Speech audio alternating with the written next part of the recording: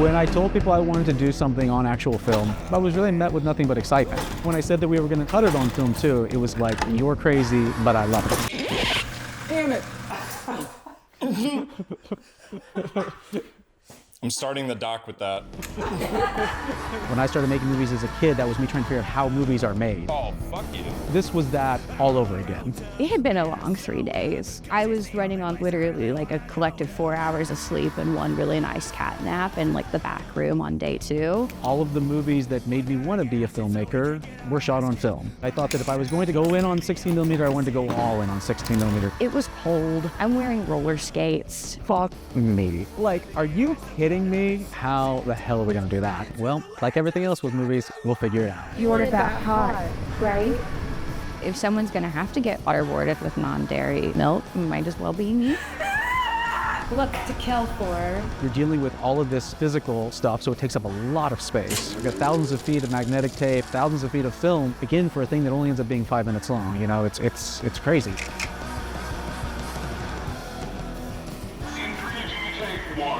Trust people, let them do their job. You know, like, don't micromanage it, don't be a dick. You found me beautiful one. I don't know, it just feels great. It feels great to be doing it again.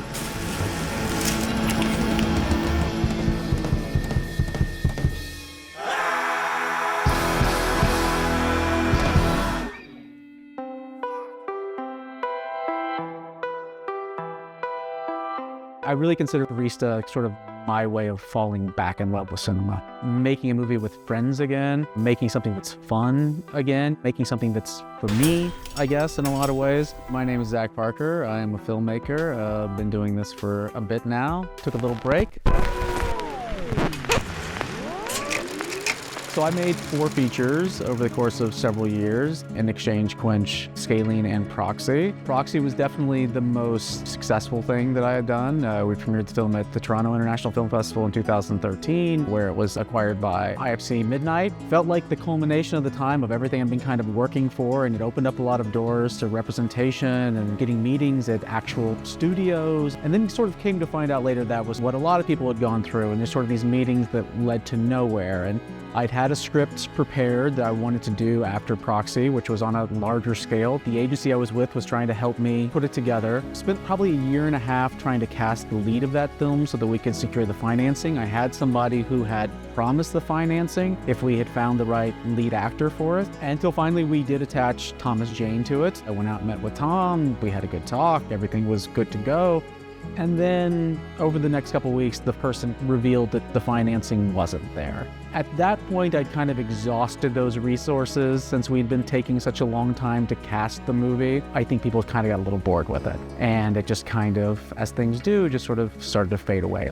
I thought maybe instead of having to piecemeal together private financing all over again, I could make something the more traditional way. And it was looking like it was going to happen, but then it didn't. So that was frustrating.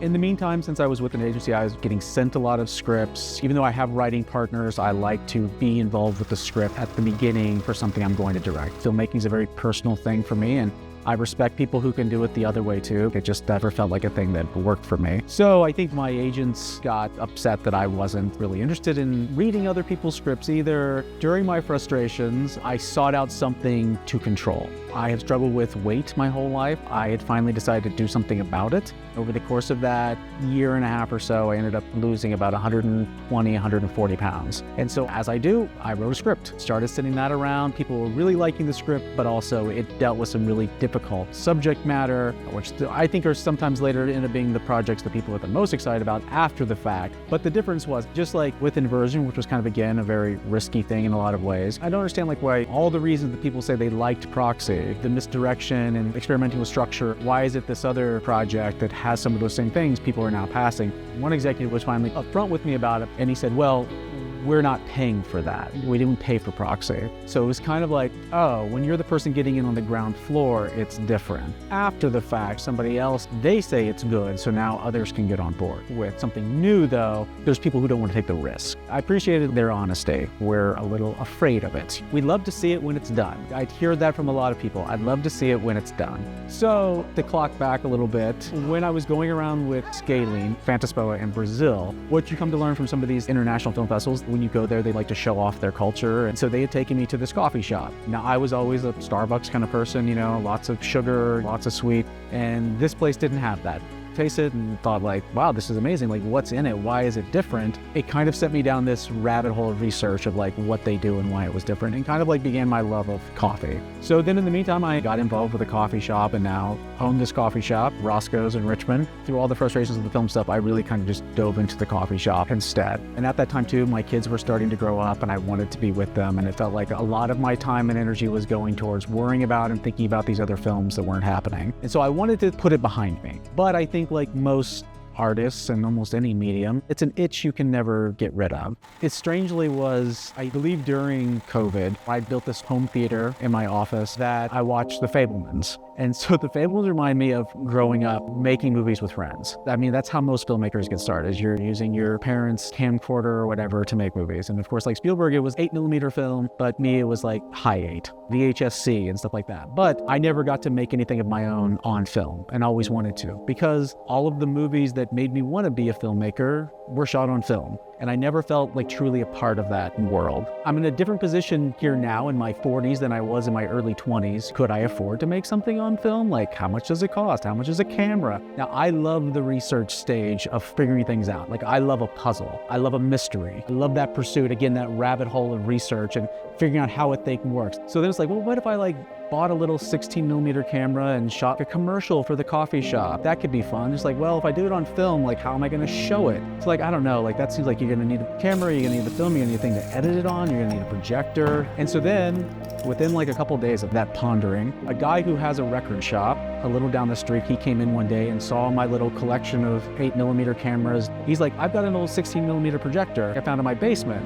Are you sure it's 16mm? It's probably 8. He brought it back the next day. It totally was a 16mm projector. I'm like, oh, how much do you want for this? He's like, oh, you just have it. Like, we're not doing anything with it. Well, I should buy a film print to see if it actually works. So I went onto eBay and I bought House of Dracula with Bela Lugosi, and it worked. And it's just like, okay, this is a sign. Dove back in, bought an old RA16BL camera, bought an old Bolex H16, and really got into it. And it's like, okay, what can I make now to try this stuff out?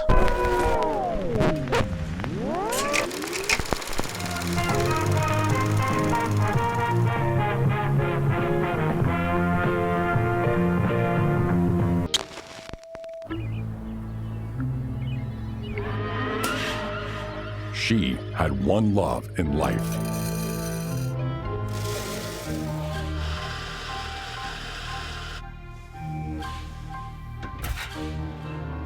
One passion.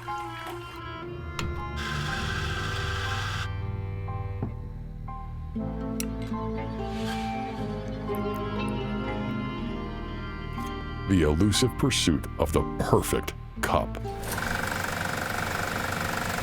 Picture is up. Hello. Perfect. Hi, I'm Caitlin Goodfaster. I am a producer and actor and barista. This film coming together was a complete and utter accident, I think. It started as something that was just going to be for fun for myself, maybe a commercial for Roscoe's. There were several different iterations. At one point, it was a trilogy that was going to be several short films put together. We had thrown around a couple different story ideas, ultimately knowing that we wanted to play with a murderous barista. A fake kind of exploitation-y giallo trailer about coffee. And something that would be a bit of catharsis for both of us with the general frustrations that come with working with customers and coffee and all the different wonderful experiences that can encapsulate. So I'd been like having it in my head off and on for probably a year or so. And then finally one day, I just sat down and wrote it. We had been talking about shooting Cortado, which was another 16mm project that we had done to do a sync test. And as we were working on that one day, Zach came in, I was sitting on the couch and he's like, I think I wrote a script. And he handed me what ultimately ended up becoming Barista. So I wrote the whole script in about 3 hours. I don't think there was a single change between that version and the version that we shot.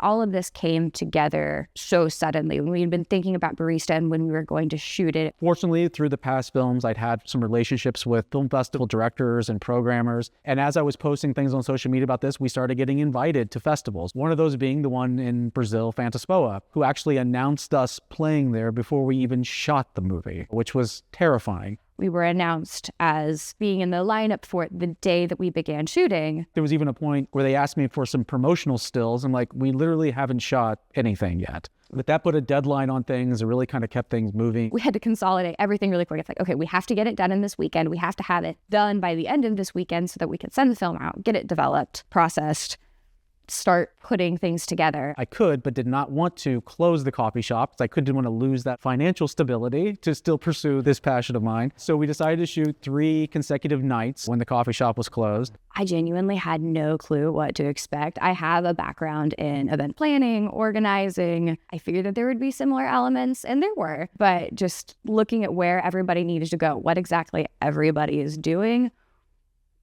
I was flying by the seat of my pants the whole time. But everybody was so incredibly kind and patient. Rather than being met with judgment for what I did not know, everybody was willing to give very generous, kind, constructive feedback. It was very different because it was film. Everything seemed to take a lot longer. Of course, we had a very bare bones crew. How are you feeling? What are we doing? We were setting up the first shot, which is always the slowest setup of the entire shoot. I think one of the best things about Barista is that we had so many people who were really just getting into exploring film. It's definitely a mashup of like total professionals and complete novice amateurs, which ended up being incredible.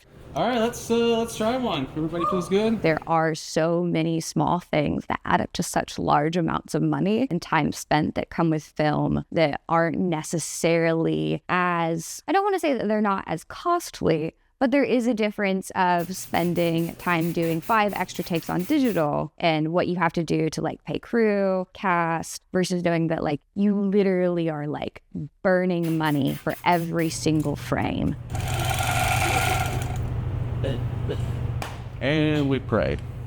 It actually ended up costing more than my first feature film, and Barista's 5 minutes long. And so that's what it's like to work on film. That's why I wasn't doing it in my 20s. Give me a bit of freedom here.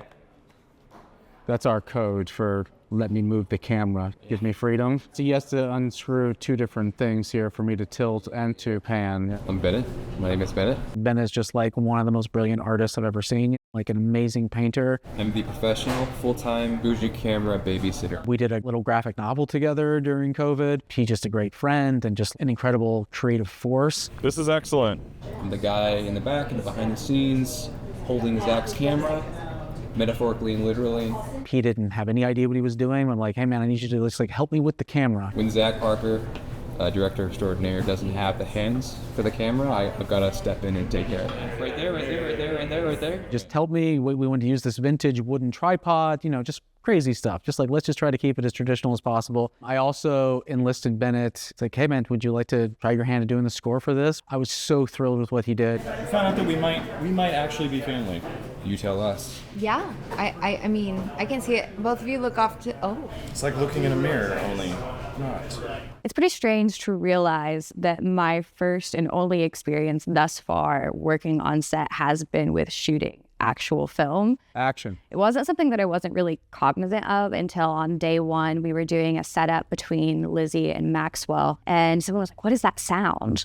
I was like, oh, that's the camera going. Cut.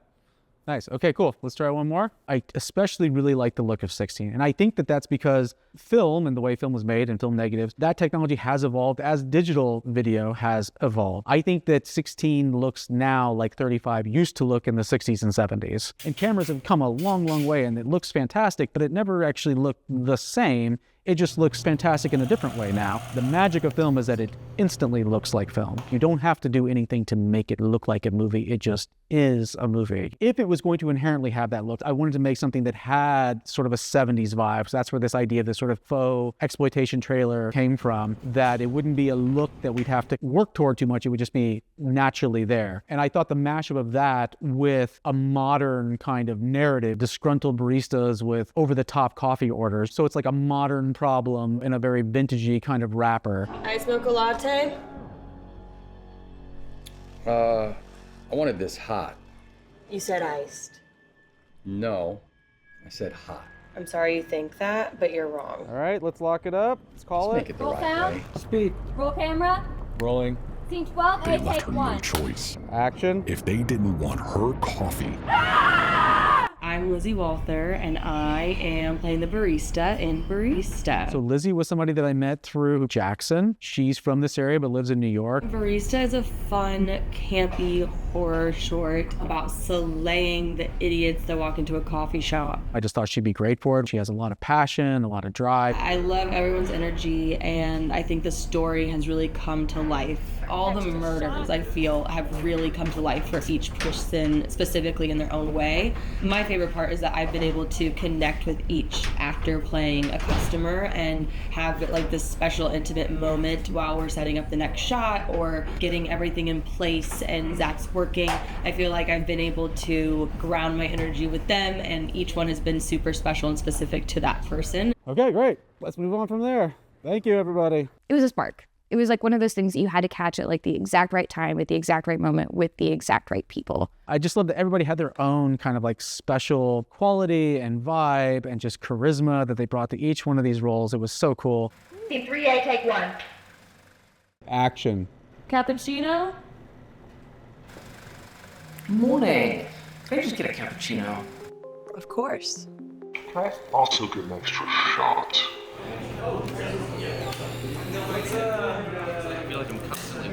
This is weird. This is, yeah, everything. I'm just trying so hard to keep my hand closed. It's so hard. We had Max playing customer number 1. Hi, I'm Max Paul. I've never done any of this before, and I'm being made up to be gross. Max is a professor at the local college here where Kate actually went to college. He has a ridiculous amount of followers on TikTok. It's fine. Yeah. When she told me about that, I was like, what? That guy? You know, like, really? And yeah, like hundreds of thousands of followers on TikTok. It's Prof. Maxwell. I was an annoying ass customer and asked for an extra shot. Did you remember the extra shot? So I got an extra shot to the face because I've just been murdered with a portafilter. Extra shot? Yeah, super cool. Thank you. Ooh, we got a good color combo. Oh, look at that. That's awesome. We had Mike Camus play one of the customers in it as well. I'm Mike Camus. I am, I guess, executive producer. Mike's been the executive producer on my past 3 films. I am disgruntled customer number 3. Just an asshole of a guy, and I was relishing every second of it. Mike's just his own kind of character and vibe that he brings to things that I thought could be great for this. French vanilla latte, and make sure that it's decaf this time. I was total method on this. I was just absorbed in my character, and I think it worked well. Okay. Beautiful. Moving on. I miss this guy. So I had Shane, who was like an art intern on Proxy. My name is Shane Dresch, and I am the gaffer. I'm so amazed by Shane. Honestly, working nights, it's been a lot smoother than I thought it would. We see her leaning forward. Shane was like a hummingbird turned into a person. There's plenty of caffeine in the little coffee shop for sure. I know that I've seen some of like the B-roll footage where it's just him constantly, light meter, going. I think I've adapted. I'm nocturnal now. To get to see your partner and your creative partner working with someone who they're just like in a really good flow with. So he was really kind of my MVP when it came to being the gaffer, brought a lot of equipment, and was able to execute a lot of the lighting looks that I was really wanting to have in this. It's very heartwarming anytime you can just get on set and like play around and have fun. We had so many different people of so many different experience levels, again, like wearing so many different hats. We are filming in the coffee shop, and all of the refrigeration units are still on, and I'm doing sound. So right now what I'm doing in between takes is listening to previous takes and trying to find just the right combination of plugins to extract as much of that as possible without taking the dialogue with it. Manny, he ended up being a vital part, especially on the post-production side and trying to figure out how some of this equipment works and updating it and getting some things to work. He's kind of a wizard in that way. Yeah, I think everybody's having a good time. I work here at Roscoe's. My boss is actually Zach. Just loves film and was just excited to work on something. The sleep adjustment's been Fun. We also had Cameron, who played our second barista. Cameron also works for me. I'm Spitzer Marsh. I'm a Ball State film student. I'm helping out Shane Dresch with the lighting. Randomly met this film student from Ball State at a screening of The Shining. It was myself, Bennett, Zach, Dave, and Mike, who all had some part to play in barista, but it was like this bad joke of like a painter, a director, a mayor, a radiologist, and whatever the hell you want to consider me walk into the Indiana State Museum to go see a 70mm screening of The Shining. And I was waiting in the popcorn line and I met Mike. His friends had kind of dipped and we had an extra seat because one of our friends dipped. It was like, why don't you just come sit with us? And that's how I made the connection with Zach Parker. And he told me he had a 16mm project. I just like see a lot of myself in him because I went to Ball State. He's such a cinephile, loves movies so much, such a wealth of knowledge. Can't wait to get started. One of my favorite things about barista is that when I watch it, I can just see the fingerprints of so many different creative people on it. Skinny caramel macchiato, extra whipped cream. Got it. Lovely. Emily, who's the girlfriend of one of my best friends ever, Jake, who's doing this documentary. I'd seen some things that Jake had made with Emily, so it's like, of course, you know, that's a double team we gotta have here. Class. Customer number 4. Boom. Boom. Yes. Extra whip. Gotta get some eye trauma going. Something. You're gonna get it out. Oh, it's this. And I think I pushed the barista over the edge. She drags me into the kitchen and stabs me in the eye. You found me beautiful one. Probably well deserved. And then Kim, let's bloody that eye.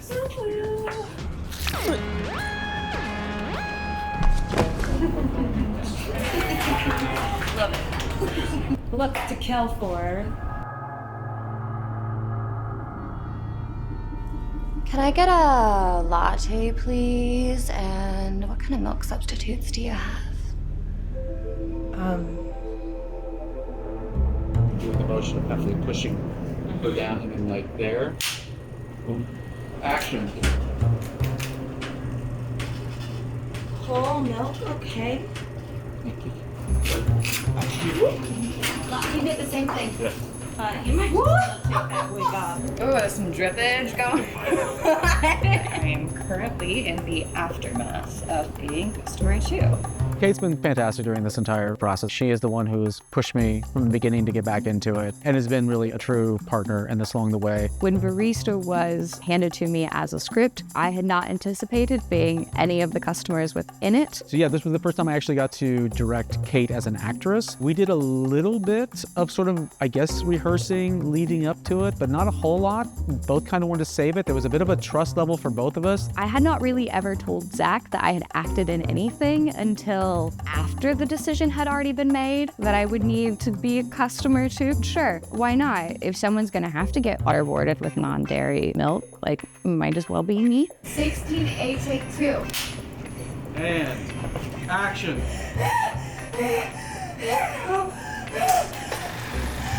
I'd never directed or really seen her as an actor. She'd never really like seen me as a director. So like, well, I guess we'll just see what happens on the day. Now, she put them underground.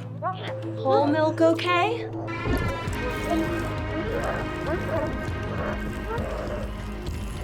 I had a background like within public performance, did a lot of nonprofit organizing, speech and debate. Yeah, it was that kid, I'll admit it.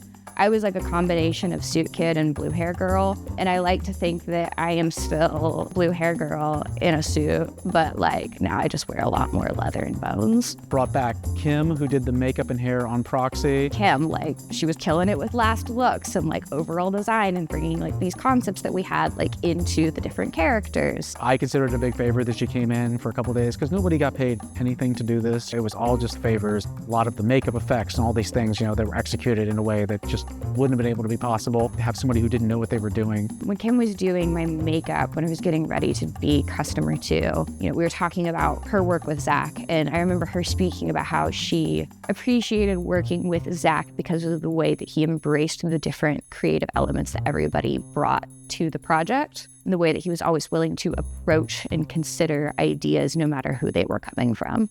And to know that that's my partner and that people trust my partner and that he also is willing to trust all of us. Trust people, let them do their job. Don't micromanage it. Don't be a dick.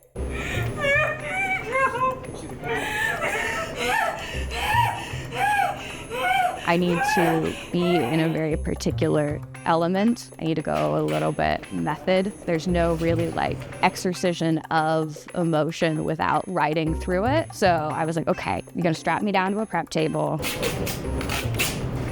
I'm gonna get waterboarded. Are you okay if I just go a little wild? And he was like, yeah, that's great. Go for it. It was hard for me to see her in that place, but I know she was doing it for the work. And again, I have all the respect in the world for somebody who's willing to go that far for the work. So I took about 15 minutes before getting strapped down to the table just to get in the zone and the headspace of that. But it was on that table. Acting in that experience was driving the car, but putting one foot out the door and dragging it along the ground just to feel something. I was thrilled with what she did. She really went above and beyond, really put herself in a difficult space. That's hard to do. I did feel so comfortable and safe with him and the crew that we were working with. It's okay. We worked out signals ahead of time if I needed anything. I mean, if you have to get drowned with oat milk, this is the place to do it, and these are the people to do it with. Whole milk, okay? There's one photo from the shoot of Zach standing on the prep table, kind of straddling my legs and holding the Ari Flex on his shoulder on the mount. And I think it could all just be best be summed up on there's nobody else that I would trust to hold a 15-pound camera directly over my vital organs. That's got me excited to have her do more of something like that. I think one of my favorite things about being on set and working with Zach was getting to watch him really be in his element.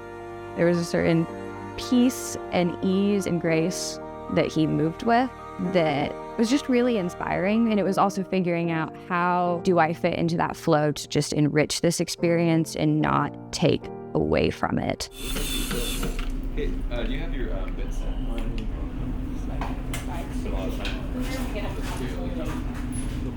It's very weird. I'm Dave, and I am playing customer number 5. The former mayor of Richmond. Mocha latte, iced. Hadn't really ever acted in anything, but did have a history on radio for a decade. I'm also the narrator of the film, the voiceover, so I'll be playing both roles. Dave came in and just played a great, smarmy kind of asshole too. I knew he would fit that so well. Iced mocha latte? I wanted this hot. You said iced. No, I said hot. I'm sorry you think that, but you're wrong. Just make it the right way. They left her no choice. My character's a pretty smarmy guy, not being very nice to the barista, so she decides to take out all of her rage on my character, setting him on fire in the alley, which is pretty awesome.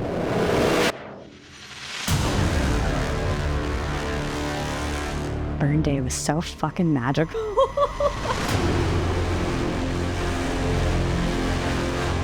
We've got some pretty exciting things. We burned something up today, and that was lovely. That was a lot of fun. That was ambitious. So when Kate read that in the script, she's like, how the hell are we gonna do that? It's like, well, like everything else with movies, we'll figure it out. That was, as a producer, the thing that I was probably the most scared for. We got the street right behind us. It's pretty much deserted all the time. I've got some friends on the police department. People like to help. It'll be good. I remember we got up that day. Everybody is running on 2 hours of sleep for the entire weekend. I've had dreams of this. We've also all just realized that it's daylight savings time that day, so we're gonna lose an hour that night, and it's the last night of shoot. We walk outside, It is freezing cold. It was a windy day. That was scary for us. You wanted that hot, right? It is sunny but cloudy, so the light keeps changing. Okay, the next two, we'll try to get them clean, yeah. Scene 23H, take one. And action. Cut, great. Okay, that was great.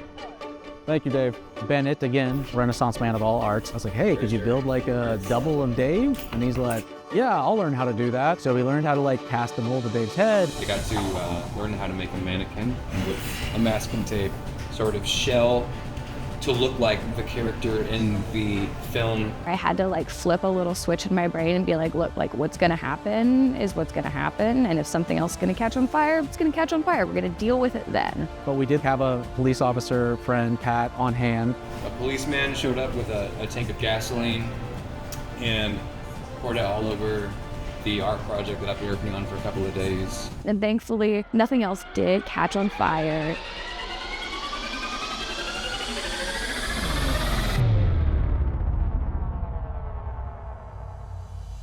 The extinguishing went well.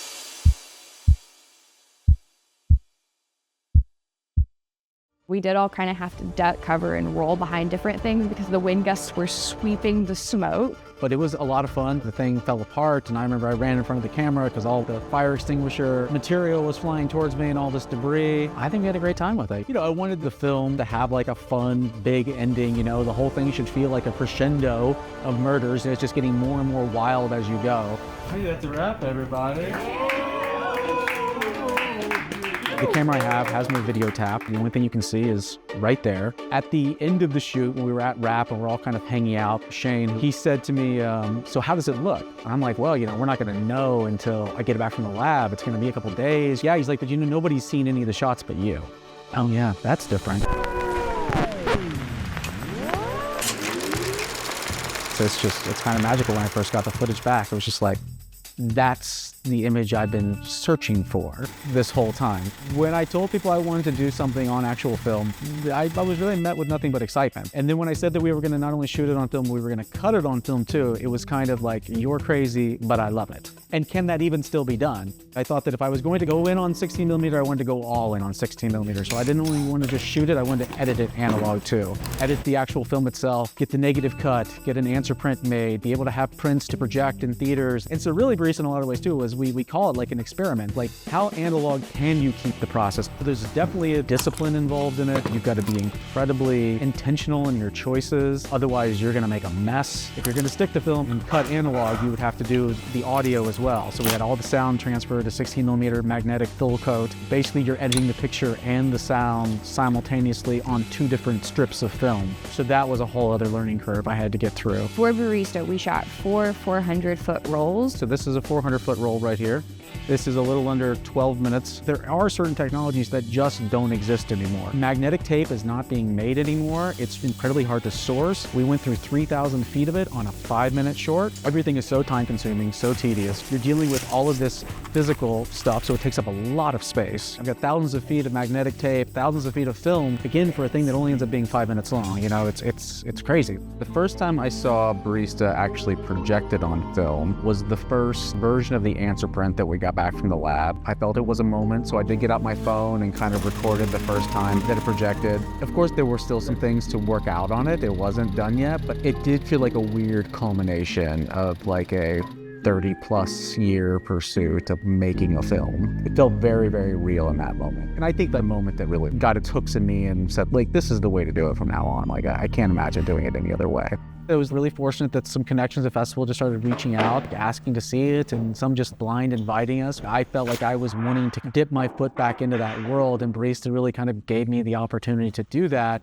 And to go back without a lot of expectations or a lot of weight on it that a feature would have, where you need to sell it. I've never made something that I feel is like a crowd pleaser. So it was fun for me to see it in theaters and see people like laughing and having a great time with it. We got to play great places like Fantaspoa and Fright Fest in London. So we were one of 6 shorts brought in by previous Fright Fest alumni. We got to show Barista on what is like definitively one of the best screens in Europe. This is where Avatar 2 had its previews.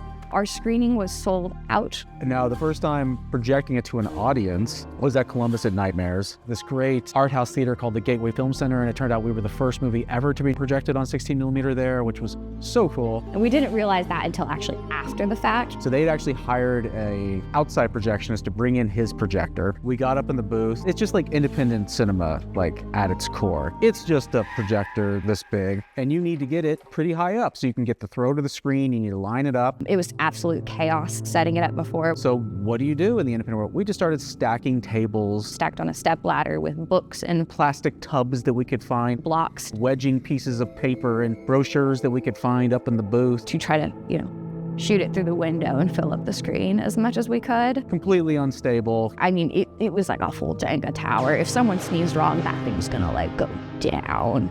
But it didn't, and we persisted. But we got it threaded up, did a test. The sound wasn't going at first, scared me, and then they realized they needed to flip a switch, and then the sound worked. A couple hours later, we get to our screening, theater of people, and I know what happens in my screenings. Like, it's not gonna work. The countdown comes up, and I can hear that those speakers aren't humming.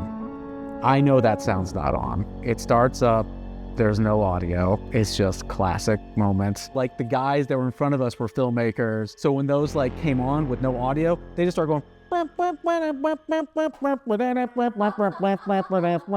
just like, God damn it. I'm trying to call the projectionist in the theater. It got about a minute in to a 5-minute short when the sound kicked on. And everybody was still great reactions, but it was kind of that sting. The festival directors were very cool. After our screening, I'm just like, hey, can we show it again? They had another shorts block coming up. The projectionist was still there. Everything was still set up. They're like, yeah, of course. Let's do it. And that was an amazing reaction. That gave me a very strong appreciation for projectionists. And we were also there doing a 10-year anniversary screening of Proxy. One of the festival directors there, Jason, said, oh, isn't this also the 10th anniversary of Proxy? Do you think we could do a 10th anniversary screening and invite some of the cast and crew? And it's just sort of only enhanced my desire to get back into it. That's the primary focus here, moving forward, is getting into the next thing. It's just been fun to take it around and really reunite with old friends that I haven't seen in a decade who are filmmakers and festival people and audiences. I think just speaks to the magic of making art and putting it out into the world just to see what the fuck can happen. When I started making movies as a kid, that was me trying to figure out how movies are made. This was that all over again. Because yes, now there is the internet, there is this wealth of information everywhere. There's not a lot of information on how to do film anymore. There's really not. There's not a lot of information on how to edit film. There's not a lot of information on the process of working with a lab and making a print. In fact, the lab that we end up working with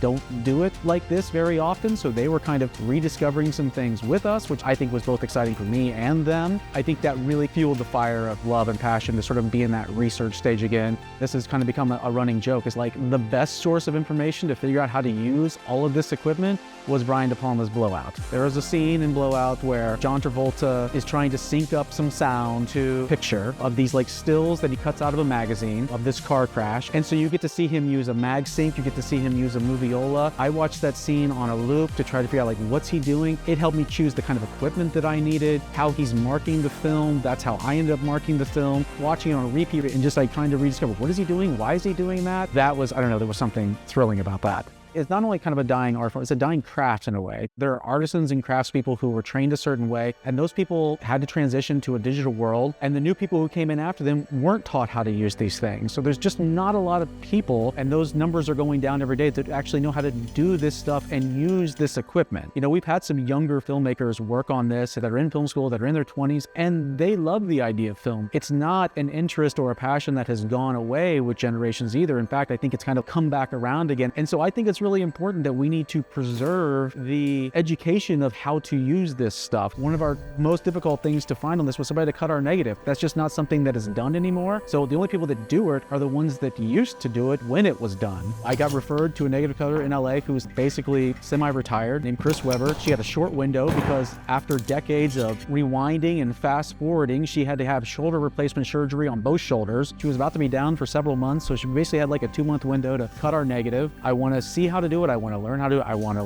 record how to do it so that we can put it up for posterity and not let this art form, this craft, die with the people that know how to do it. I think that's incredibly important and something people should be looking at. It's a good group.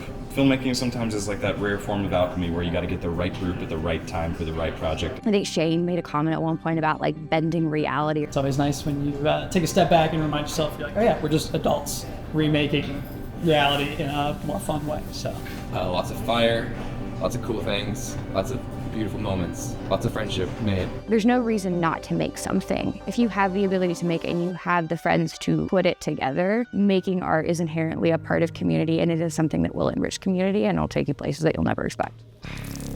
Barista. Go see it, check it out, and we'll see you next time.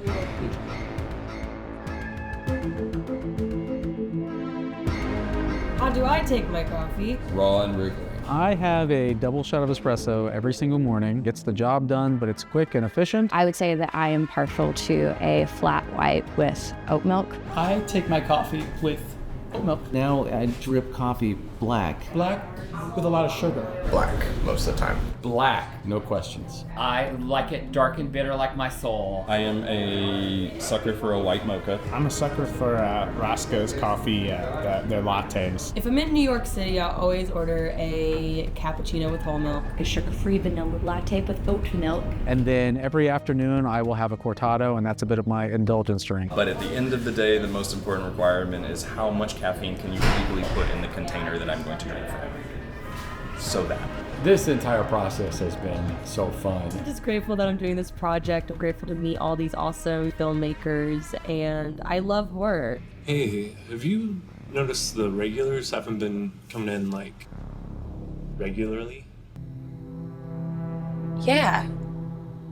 It's nice.